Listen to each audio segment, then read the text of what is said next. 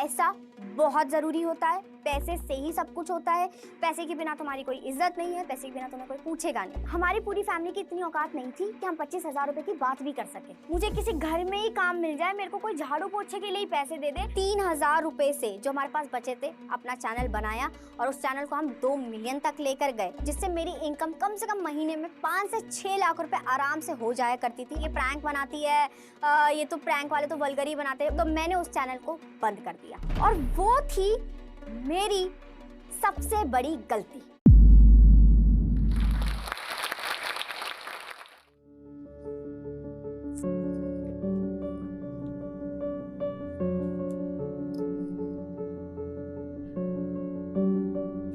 नमस्कार, मेरा नाम है निशु तिवारी और मैं एक यूट्यूबर हूँ। मेरे एक चैनल पर 1 मिलियन सब्सक्राइबर्स हैं और एक चैनल पर मेरे 2 मिलियन सब्सक्राइबर्स थे और उसको मैंने बंद कर दिया। मेरा जन्म दिल्ली में हुआ और मैं बहुत ही मिडिल क्लास फैमिली से बिलोंग करती हूँ। मैं अपने घर में सबसे छोटी हूँ और अपनी फैमिली की चौथी लड़की हूँ और चौथी लड़की होने की वजह से मुझे अपनी फैमिली में ये पता चल गया था कि मुझे अपनी फैमिली से किस चीज़ की डिमांड करनी है और किस चीज़ की डिमांड नहीं करनी है। पढ़ाई तो जब मेरी नॉर्मल चल रही थी, सब कुछ ठीक चल रहा था। मेरी गवर्नमेंट स्कूल में मेरी सही पढ़ाई चल रही थी। मैंने धीरे धीरे पढ़ना स्टार्ट किया, जैसी मैं थी एवरेज स्टूडेंट, उसी हिसाब से मैंने अपने आप को एक्सेप्ट भी कर लिया।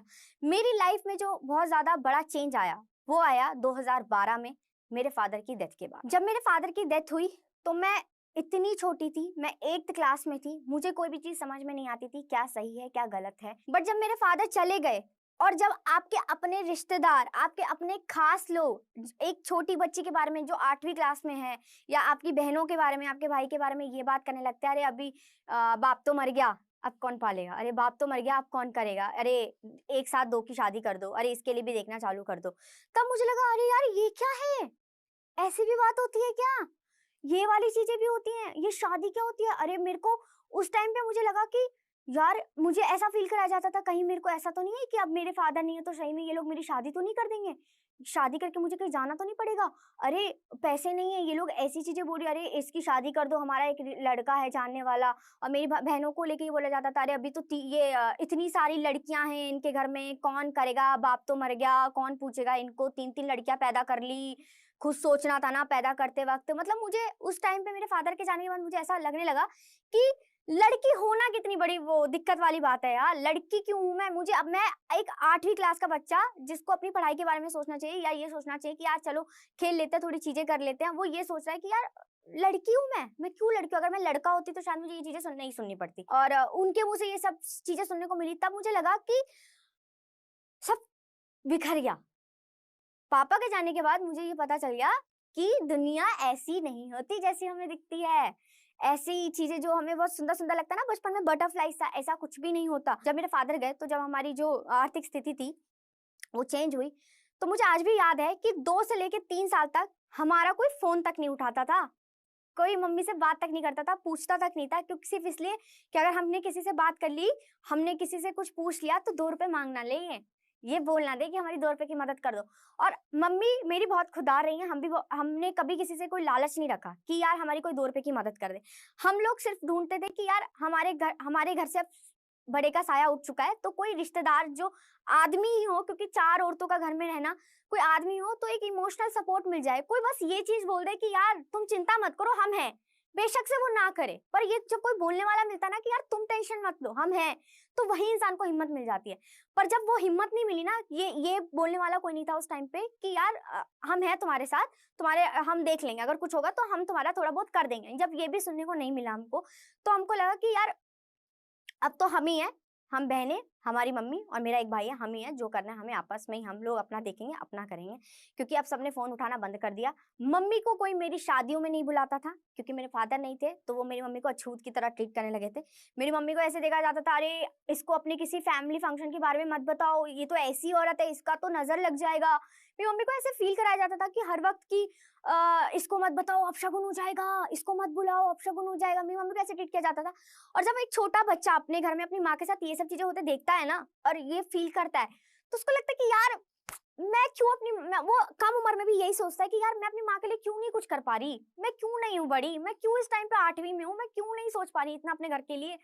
और जब दुनिया चेंज होती है ना, एक परिवार की जब दुनिया चेंज होती है, तो वो पूरी दुनिया, पूरे घर का जो कहते हैं ना कि घर से हमारी जब छत हटती है तो जो सारे मौसम होते हैं ना वो एक एक करके नहीं आते हैं कि आज बारिश आ रही है, 6 महीने बाद अब गर्मी आएगी, 6 महीने बाद सर्दी आएगी। नहीं, जब बाप के जाने के बाद छत हटती है ना तो सारे मौसम एक साथ दिखते हैं कि अभी बारिश भी हो रही है, अभी धूप भी हो रही है और अभी सर्दी भी लग रही है। वो सब मिक्स होके तुम पे पहाड़ों की तरह जब टूटता है ना तब तुम्हें अपनी असली औकात का पता चलता है।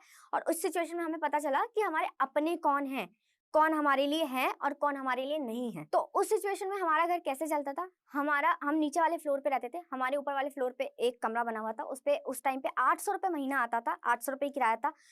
इतना किराया उस टाइम पे नहीं लोग पे करते थे। तो 800 रुपए में मेरी मम्मी हम लोगों को खिलाती पिलाती थी। और पापा के जाने के बाद मेरी मम्मी का एक पेंशन कार्ड सरकार देती है, जिनके हस्बैंड नहीं होते तो उससे कुछ पैसे पेंशन पे आते थे, तो उससे हमारी मम्मी हम लोगों को खिलाती पिलाती थी और हमारे कपड़े वपड़े देखती थी। उन पैसों से एजुकेशन का होना, वो भी 3-4 बच्चों का, वो तो पॉसिबल बिल्कुल भी नहीं था। क्योंकि हम करेंगे भी कैसे, क्योंकि हमारे घर के उस टाइम पे डिस्कशन कैसे होते थे, हम जब सुबह उठते थे तो हमारे घर में क्या बात होती थी कि अभी दूध नहीं है, काली चाय बना देती हूँ, काली चाय पी लो, रात की रोटी रखी हुई है, इस पर नमक लगा देती हूँ, ये खा लो। तो हमारे डिस्कशन जब ऐसे होते थे, हम जब ये इन चीजों के लिए हम इतना सोचते थे अपनी जिंदगी में, हमारी माँ को हम देखते थे इतनी हमारे लिए इतना सोचते हुए, हमारे लिए रोते हुए दिन रात। तो उस टाइम पे जो चीज मुझे सबसे ज्यादा जरूरी समझ में आई, सबसे ज्यादा पता चली, वो यही थी कि पैसा बहुत जरूरी होता है, पैसे से ही सब कुछ होता है, पैसे के बिना तुम्हारी कोई इज्जत नहीं है, पैसे के बिना तुम्हें कोई पूछेगा नहीं। मतलब मैं इतनी छोटी थी और फिर भी मेरे दिमाग में दिन रात सिर्फ पैसे चलने लग गए। तो मेरे दिमाग में पता क्या आता था, मैं ये नहीं सोचती थी कि अब मैं पढ़ूं आगे या मैं कुछ अच्छी एजुकेशन पे ध्यान दूं। मेरे दिमाग में ना पैसों को लेके इतना वो भर चुका था। मैं पता क्या सोचती थी उस टाइम पे, मेरे दिमाग में चलता था कि यार मुझे कहीं काम मिल जाए, मुझे किसी घर में ही काम मिल जाए, मेरे को कोई झाड़ू पोछे के लिए ही पैसे दे दे, या मैं वो कुछ नहीं होता किसी राशन की दुकान पे बैठ जाऊं या किसी दवाई की दुकान पे बैठ जाऊं, मुझे कोई 1200 रुपए, 1000 रुपए, 1500 रुपए दे दे, मुझे वही बहुत लगते थे। 500 रुपए भी मुझे बहुत बड़ी रकम लगती थी।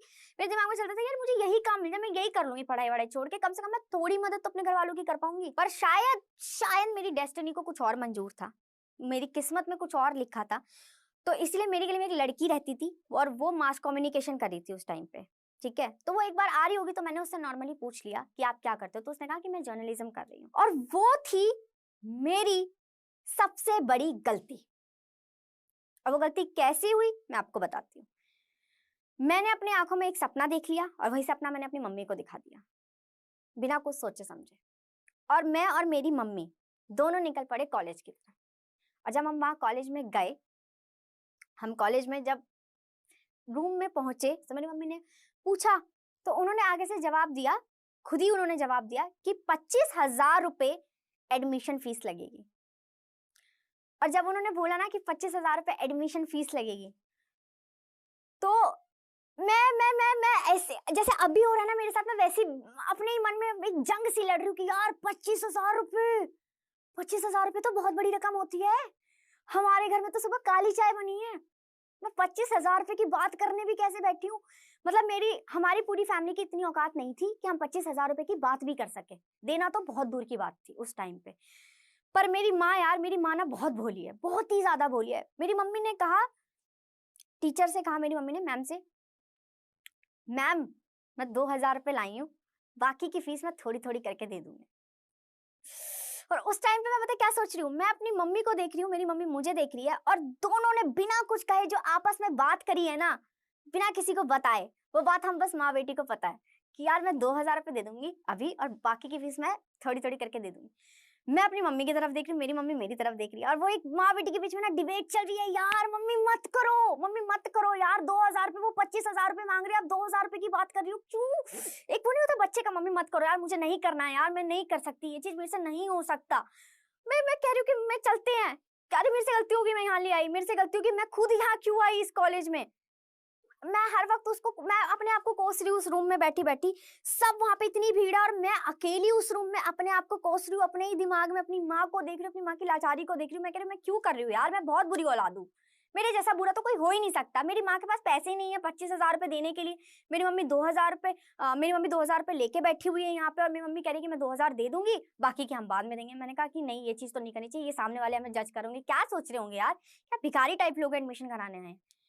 तो फिर ना हुआ ये कि उन्होंने भी ना, जिस लड़की की वजह से हम वहां पे पहुंचे थे, उस लड़की ने शायद बात कर रखी होगी, और वो जो मैम थी उन्होंने कहा कि ठीक है हो जाएगा, आप अभी 2,000 रुपये जमा करवा दो, ठीक है, और बाकी की फीस आप धीरे धीरे करके दे देना।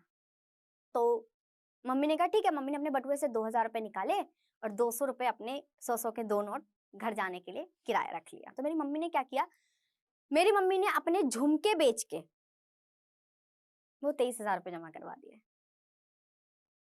और वहां पे मुझे लगा कि इस दुनिया में सबसे बुरा और सबसे नीच कोई है तो मैं ही हूँ।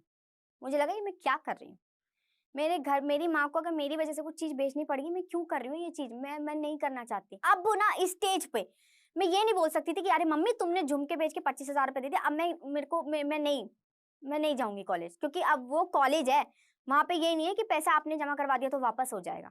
तो मेरी मम्मी ने बोला कि तू चिंता मत कर, लोन मिल जाएगा तुझे, एडमिशन फीस मैंने दे दी, तू कॉलेज जा। और अब आता है मेरे कॉलेज जाने का पहला दिन, जहां मुझे पता चला कि मैंने ये क्या कर दिया अपने साथ। ये तो मैंने बहुत बड़ी गलती कर दी यहाँ एडमिशन लेके, क्योंकि मैंने अपनी औकात से बहुत ऊपर के कॉलेज का सपना देखा, वहां थोड़े से पैसे दे दिए, फीस भर दी और मैं फंस गई। क्योंकि जब मैं कॉलेज में पहुंचती हूँ और अपने अगल बगल के बच्चों को देखती हूँ, जहाँ कोई किसी टीचर का बच्चा बैठा है, प्रिंसिपल का बच्चा बैठा है, कोई मर्सिडीज से आ रहा है, कोई अपनी फॉर्च्यूनर से आ रहा है, कोई गाड़ी से आ रहा है, जिनके कपड़े बहुत अच्छे हैं, बहुत रईस हैं, आईफोन लेकर आ रहे हैं, और मैं वहां अपना एक छोटा सा वीवो का फोन लेके बैठी हुई हूँ और अपनी हालत देख रही हूँ और उनको देख रही हूँ। मैं कह रही हूँ कि यहाँ तो मैं कैसे सरवाइव कैसे करूंगी यहाँ आकर, इनमें वो इंग्लिश में पटर पटर बात करें, ओ यू नो व्हाट, ये सब बातें चल रही हैं, उनकी लग्जरियस लाइफस्टाइल को देख के मैं सोच रही हूँ कि मैं इनके साथ कैसे, क्योंकि इतना तो हम कभी किसी से मिले ही नहीं, या अपनी औकात के ऊपर उठ के तो कोई चीज देखी नहीं। तो वहां पे मेरे को फील हुआ अशेम्ड, मुझे लगा कि यार मैं कैसे इन लोगों से मिलूं, कैसे बात करूं। और जब मैं कॉलेज जाने लगी तो मैं उस टाइम पे बहुत ज्यादा पतली हुआ करती थी, मैं इतनी पतली थी कि मतलब आप मेरी पुरानी फोटोज देखोगे तो आप कहोगे यार ये तू ऐसी भी दिखती थी। तो जब मैं कॉलेज जाती थी वहां पे मेरे को लेके बातें कैसी होती थी कि अरे तू कितनी पतली है यार, तू कुछ खाया कर, अरे यार तुझे तो अपने एक ही टॉप को 4-5 बार सिलाई करके पहनना पड़ता होगा। लोग पता वहां पे ऐसी बात करते थे कि क्योंकि चप्पल जूते हमारे पास इतने सारे नहीं होते, हमारे यहाँ पे एक ही जूता होता है, एक ही चप्पल होती है, उसी को आप बाहर जाने के लिए पहनते हो, घर के एक चप्पल होती है जिसको आप बाथरूम जाने के लिए पहनते हो।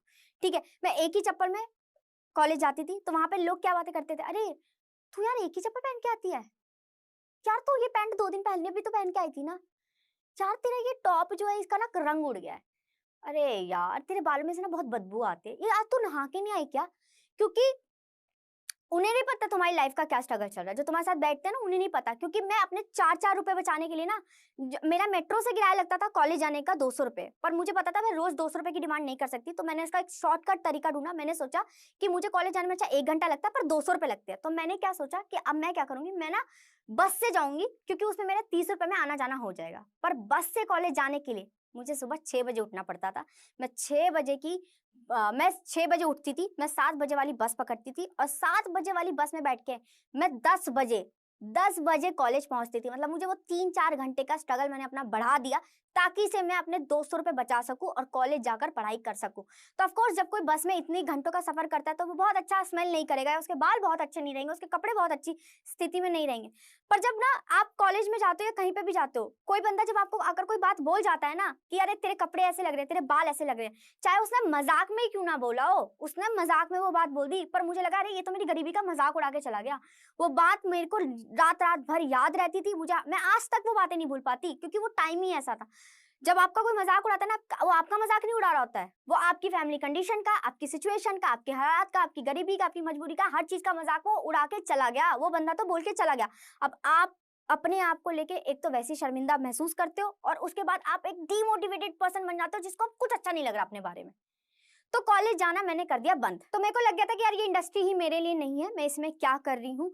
तो फिर मैंने वो चीज क्विट कर दी और मैं अपना खर्चा चलाने के लिए फिर इवेंट्स करने लगी फुल टाइम। मैं डेली इवेंट्स क्या करती थी, 1000 रुपए 700 रुपए जो भी मुझे मिलते थे मैं उसके लिए काम करती थी।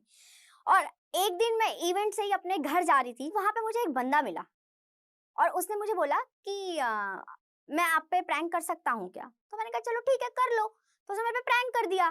तो ऐसे करते करते वहां पे ना ये मेरी लाइफ का ये दिन मेरी लाइफ का टर्निंग पॉइंट था, यहाँ से मेरी जिंदगी बदल गई। तो वहां पे उस बंदे ने मेरे पे प्रैंक किया। उसके बाद मेरे को एक और बंदा मिला, उसने मेरे को बोला कि क्या मैं आप पे प्रैंक कर सकता हूँ। तो मैंने कहा चल ठीक है, एक ने करा तू भी कर ले प्रैंक, क्या हो जाएगा। उसने मेरे पे प्रैंक कर दिया। ऐसे करते मुझे तीसरा बंदा मिला, उसने बोला कि अरे सुनो मैं ना एक प्रैंक चैनल चलाता हूँ, मैं आप पे प्रैंक करूँगा। मेरे दिमाग में मेरे को इतना दिमाग मैंने लगाया नहीं कि यार 2 लोगों ने मेरे पे प्रैंक किया, आप तीसरा भी करने के लिए बोला। मैंने कहा चल तू भी कर ले, प्रैंक ही तू है।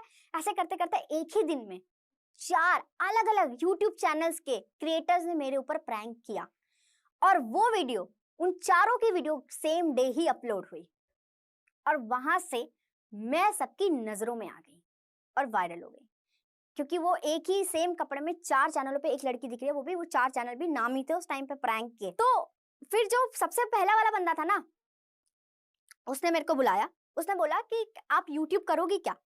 मैंने कहा यूट्यूब में क्या करना होता है? उसने कहा कि हम ऐसे ऐसे दोनों मिलके एक चैनल बनाएंगे और 50-50 अपना कमीशन रखेंगे, जो भी पैसा आएगा, जो भी चीज होगी, आधा आप ले लेना, आधा मैं ले लूंगा, दोनों का चैनल होगा, दोनों इक्वली काम करके दोनों आधा आधा कर लेंगे। मैंने कहा ठीक है यार, इससे अच्छी बात मेरे लिए क्या हो सकती है, क्योंकि मेरे पास तो वैसे ही काम नहीं था, इवेंट करके मैं 500-600 रुपए कमा रही थी और सब सही चल रहा था उसके साथ मेरा, ठीक है। और देखते देखते उस चैनल पर 50,000 सब्सक्राइबर हो गए और 50,000 सब्सक्राइबर होना बहुत बड़ी बात थी उस टाइम पे। तो मोनेटाइज भी हो गया चैनल और पैसे वैसे भी आने लगे। पर दिक्कत क्या हुई, उसने मेरे को धोखे में रखना चालू कर दिया। जैसे कि उस टाइम पे पैसे आते थे मोनेटाइजेशन से, मान लो कि अगर आप मान लो कि 10,000 रुपए आए, तो मुझे पता है क्या बताता था, 1,000 रुपए बने हैं। मान लो 5,000 रुपए आए तो बोलेगा अरे 1500, इस महीने तो कुछ बना ही नहीं, अरे कॉपीराइट आ गया, देखो ये वीडियो तो चली नहीं, ये वो। क्योंकि मैं इनोसेंट थी, मेरे को यूट्यूब का वाइब ही नहीं पता था कि यूट्यूब क्या होता है, कैसे काम होता है। तो उसने मेरे को बहुत बेवकूफ बनाया। वो पैसे आते कुछ थे, बताता कुछ था। तो जब मैंने इस बंदे से बात करी अपनी सिक्योरिटी के बारे में कि अगर चैनल में हम अलग होते तो क्या होता है, तो उसने क्या करा, अगले दिन ही मुझे ब्लॉक कर दिया हर जगह से और मेरे को मना कर दिया कि कल से आने की जरूरत नहीं है, और जो पैसे वैसे बनते थे वो भी उसने मुझे नहीं दिए। उस टाइम पे मेरी कैसी हालत थी कि मैं किसी को कुछ भी नहीं बोल सकती थी, क्योंकि एक चलता हुआ चैनल वो बंद हो गया, मेरे हाथ से हड़प लिया गया और सब कुछ बदल गया।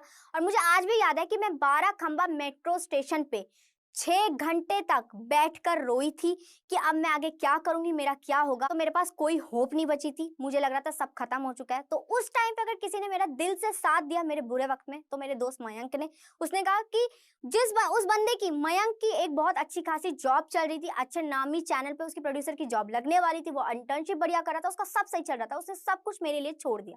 उसने कहा कोई बात नहीं, तुझे मेरी जरूरत है, मैं तेरे साथ खड़ा हूं, तू जो करना चाहती है कर, मैं हूं तेरे साथ। मतलब मैं, एक बंदा था सिर्फ और सिर्फ, सब कुछ हटा के वो एक ही बंदा था जिसने मुझे ये कहा कि तुझे जो करना है कर, मेरा बैक सपोर्ट है तेरे को। और जब सब कुछ चला गया ना, तो मेरे पास इतने पैसे नहीं थे कि मैं अपना चैनल बहुत जल्दी से स्टार्ट कर लूं, क्योंकि मेरी कोई कमाई नहीं हुई थी उस चैनल से, वो सारे पैसे तो उस बंदे ने ही रख लिए। तो उस टाइम पे हमें कुछ पैसों की जरूरत थी, तो मयंक जहाँ पे काम करता था उसने अपने सर से 5,000 रुपए मेरे लिए उधार मांगे और उस 5,000 रुपए को लेकर हमने अपनी किस्मत को बदलने का फैसला किया कि अब जो करना है इस 5,000 रुपए से करना है। तो हमने एक बंदे को हायर किया, एक कैमरामैन को, और वो हमसे एक वीडियो बनाने के ले रहा था 1,000 रुपए, जो कि हमें बहुत ज्यादा लग रहा था। तो मैंने दिमाग लगाया एक काम करते हैं, हम इसको पर डे के हिसाब से 1,000 रुपए तो दे देंगे, पर हम एक दिन में वीडियो शूट करेंगे 2, ताकि से हमारा कम से कम थोड़ी वीडियोस का बैकअप हमारा बन सके। पर जब हमने पहली वीडियो शूट करी तो पता चला कि वो 1,000 रुपए लेकर तो चला गया, और हमने जब घर जाके डाटा चेक किया तो उसमें आवाज ही नहीं आ रही थी और 1,000 रुपए भी जा चुके थे। अब हमारे पास बचे थे सिर्फ 4,000 रुपए। और जब हमने अगले दिन दोबारा उस बंदे को बुला के शूट करा और पता चला, जब हमने फिर डाटा देखा तो उसमें क्लिप्स ही नहीं थी। ऐसे करते करते हमारे पास बचे सिर्फ 3,000 रुपए। और उस बंदे ने हमको बोला कि सुनो, मैं तुम्हारे साथ काम नहीं करूंगा, और क्या कहते हैं, अब मैं जा रहा हूँ। तो उसने अपने 2,000 रुपए लिए और हमारे पास अब बचे सिर्फ 3,000 रुपए। उसके बाद मैंने अपने कुछ दोस्तों से फोन वोन मांगा और उस फोन से हम वीडियो शूट करते थे। ऐसे करते करते करते करते हमने उन 3,000 रुपए से जो हमारे पास बचे थे अपना चैनल बनाया, और उस चैनल को हम 2 मिलियन तक लेकर गए, जिससे मेरी इनकम कम से कम महीने में 5 से 6 लाख रुपए आराम से हो जाया करती थी, और मैं एक अच्छा लाइफस्टाइल मेंटेन कर रही थी उस चैनल से। पर प्रैंक इंडस्ट्री उस टाइम तक इतनी ज्यादा बदनाम हो गई, उसमें इतनी ज्यादा गंदगी मच गई, लोग वल्गर प्रैंक बनाने लगे, तो मैंने उस चैनल को बंद कर दिया। क्योंकि मुझे कुछ बड़ा तो करना था, बट अपनी रिस्पेक्ट को मेंटेन करते हुए। मैं ये नहीं चाहती थी कि सबके साथ साथ मेरा नाम भी ऐसे हो कि अरे ये प्रैंक बनाती है, ये तो प्रैंक वाले तो वल्गर ही बनाते हैं। मैं चाहे अच्छा भी बनाती उस टाइम पे, तब भी मेरी गिनती खराब ही नाम में होती, और वो मुझे नहीं चाहिए था। तो इसलिए मैंने ये नहीं देखा कि अच्छा मेरी इससे इनकम हो रही है या इससे मैं पैसे कमा पा रही हूँ। मैंने सोचा चलो इसे बंद करते हैं, और फिर से मैं आ गई जीरो पर। और उसके बाद मैंने अपना एक व्लॉग चैनल स्टार्ट किया। पर उस टाइम पे मैं व्लॉगिंग में कुछ भी ज्यादा नहीं दिखा पा रही थी, क्योंकि व्लॉगिंग में आपको दिखाने के लिए बहुत सारी चीजें चाहिए होती है, बहुत सारे लोग चाहिए होते हैं। ना मेरे पास फैमिली थी, ना मैं अपनी फैमिली के साथ रह रही थी, मेरी फैमिली भी गुजरात शिफ्ट हो चुकी थी, और ना ही मेरे पास कोई अपनी पर्सनल लाइफ थी दिखाने के लिए, ओकेजनली भी कुछ नहीं था। तो उस टाइम पे मेरा जो सारा जो भी मैंने सेव कर रखा था वो धीरे धीरे जाने लगा, और मैं फिर से जीरो की तरफ बढ़ने लगी। सब कुछ तहस नहस सा होने लगा, कुछ भी ऐसा नहीं था कि अब मेरे को ऐसा एनर्जी, कुछ भी ऐसा नहीं था जो अब सही चल रहा हो, क्योंकि अब मुझे फिर से जीरो से ही अपनी शुरुआत करनी थी। पर मैंने ठान रखी थी कि मैं अपनी लाइफ में कुछ ना कुछ करूंगी। मैंने अपने लिए एक लाइफ सोच रखी है, मैंने अपने लिए एक एम सोच रखा है, वो मुझे हासिल करना है। तो हार तो मैंने नहीं मानी कभी भी अपनी लाइफ में। तो व्लॉगिंग तो मैं नहीं कर पा रही थी और व्लॉगिंग मेरे लिए कोई ऑप्शन था भी नहीं। तो मैंने और मयंक ने डिसाइड किया मिलके कि अब हम इस चैनल पर बनाएंगे चैलेंज वीडियोस, और वहां से मैंने शुरुआत करी अपने एक नए करियर की, एक नए जोन की और एक नई तरह के कंटेंट क्रिएशन की। और धीरे धीरे इस चैनल पर मेहनत करके इस चैनल को भी हमने कर लिया 1 मिलियन। और जब ये चैनल मेरा 1 मिलियन गया ना, तो मुझे एक चीज बहुत अच्छे से दिखाई दी कि प्रैंक के टाइम पे जो मुझे रिस्पेक्ट मिलती थी, जिस तरीके से मुझे देखा जाता था, और अब जो मुझे रिस्पेक्ट मिलने लगी बाकी मेरे फेलो क्रिएटर से भी या बहुत सारी पब्लिक से भी, वो बहुत एक अलग किस्म की रिस्पेक्ट थी और बहुत ही ज्यादा एक होता ना अपनेपन वाली रिस्पेक्ट। तब लोग मुझे उतनी अच्छी नजर से नहीं मेरे से बात करते थे जितना अब करने लगे। और एक वो दिन था जब 25,000 रुपए के लिए मेरी मम्मी ने अपने झुमके गिरवी रखे थे, अपनी चीजें गिरवी रखी थी मुझे पढ़ाने के लिए। और एक आज का दिन है, यूट्यूब को मैं हमें जितना थैंक यू बोलूं उतना कम है। और इसीलिए मैंने यूट्यूब को डेडिकेट करते हुए यूट्यूब का एक टैटू बनवा रखा है यहाँ पर कि मेरी जिंदगी जब तक रहेगी तब तक यूट्यूब तो मेरे साथ रहेगा। मैं अपनी जिंदगी में यूट्यूब को भगवान मानती हूँ, और दूसरा अगर मैं किसी को भगवान मानती हूँ तो अपने दोस्त मयंक को। इन दोनों ने मेरी जिंदगी बदल दी है। जहां मुझे सोचना पड़ता था कि आज मैं ये खाऊं या ये पहनूं या ये करूं, मेरे घर में ये डिस्कशन चलता था कि आज क्या सब्जी नहीं है, दूध नहीं है, वहां मैंने अपनी लाइफ को YouTube से पूरा चेंज करा। जहां मुझे कॉलेज जाने के लिए बस से 4-4 घंटे का सफर तय करना पड़ता था, वहीं YouTube की वजह से आज मैं अपनी खुद की गाड़ी में घूम पा रही हूँ। जैसा मैंने सोचा था कि मेरे पास एक गाड़ी होगी जिसकी छत खुलेगी, मैंने अपने हर सपने को पूरा किया सिर्फ और सिर्फ YouTube की वजह से। मैं आप सबको बस एक ही बात बोलना चाहती हूँ कि अगर आपको अपनी लाइफ में कुछ भी करना है ना, कुछ भी बड़ा करना है या जो आप चाहते हो वो करना है, कुछ भी चीज करने के लिए अपने ऊपर ना पूरा विश्वास रखो। अपने ऊपर विश्वास रखोगे ना तो कोई भी चीज कर लोगे, पर अगर अपने आप पे विश्वास नहीं कर पाओगे ना तो आपसे कोई भी काम नहीं होगा। हार मत मानो, लगे रहो, जब तक नहीं होगा करते रहो, बनो। अगर गिर जाते हो दोबारा उठो, दोबारा करो। बस ये मत बोलो कि यार ये मैं नहीं कर पाऊंगा। अपने आप को कभी ना मत करो, अपने आप को मना मत करो, लगे रहो। इस वीडियो के बारे में अपनी राय नीचे कमेंट सेक्शन में हमें बताएं और अपने दोस्तों के साथ ये वीडियो शेयर करना ना भूलें।